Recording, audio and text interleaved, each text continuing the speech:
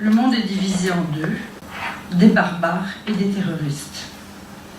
Globalia concentre tous les pouvoirs, tous les mouvements qui animent notre société.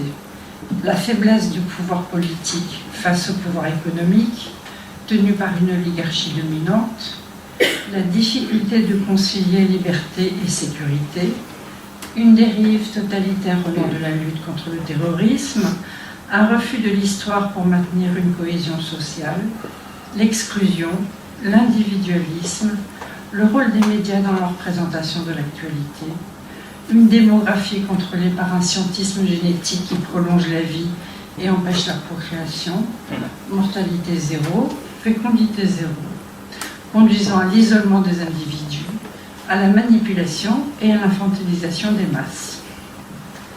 Les deux héros de ce roman, Baïkal et Kate, deux jeunes rescapés d'une contraception féroce, sont en lutte pour quitter un monde sous bulle, vécu par eux comme un exil de soi, imposé par une société où la liberté de penser, de se lier à d'autres, d'aimer, a disparu.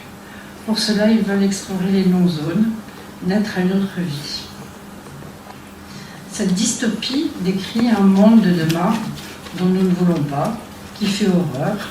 Et le CIPA remercie ici tous les intervenantes et les intervenants de cette journée qui nous ont amenés à penser un monde autre, à penser un monde périlleux certes, mais imaginatif et créatif. Nous remercions aussi Marie-Laure Dimond, notre présidente, dont la pensée stimulante et novatrice nous a conduits, année après année de recherche au CIPA et d'organisation de rencontres et débats, vers une appréhension nouvelle du sensible et une interrogation vitale de l'étrangéité en nous, condition nécessaire pour nous mettre sur la voie d'un penser autrement, de penser autrement l'inconnu, avec et malgré toutes les peurs réactionnelles que cela suscite, mais qu'il est impérieux de considérer. Ainsi, l'homme planétaire se construit-il et se déconstruit-il tous les jours, fruit de ses errances et de ses discontinuités. Notre société se désarime progressivement du patriarcat traditionnel, mais elle en a choisi un autre, celui du marché, de ses valeurs économiques, donnant lieu à un capitalisme qui scinde le monde en deux parties très inégales, les possédants d'un côté, les précaires de l'autre. Et une terre devenue fragile à force d'être colonisée et dont la finitude nous apparaît de plus en plus. Vers quelle perte allons-nous? Celle de notre monde? Allons-nous devenir des exilés de ce que nous avons toujours connu en allant vers un ailleurs où renaître, un ailleurs à construire?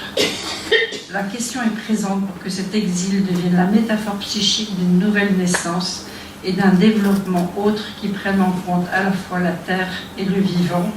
Vous avez dit l'existant tout à l'heure, j'ai retenu la terre, le vivant, l'existant dans sa diversité, ce qui implique de penser l'égalité autrement que dans les rapports de force et de division, ce qui implique de penser autrement les forces politiques et économiques en présence.